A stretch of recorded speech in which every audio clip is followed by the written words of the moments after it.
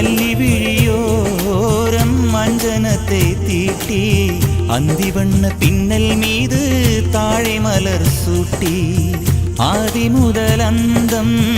ஆபரணம் பூட்டி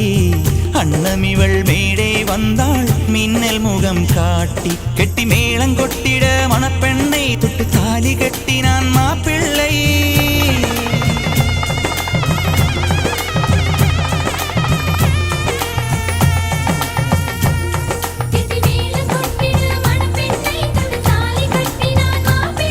இந்த ஏழை நெஞ்சமும் நீ வாழ என்றும் பூக்கள்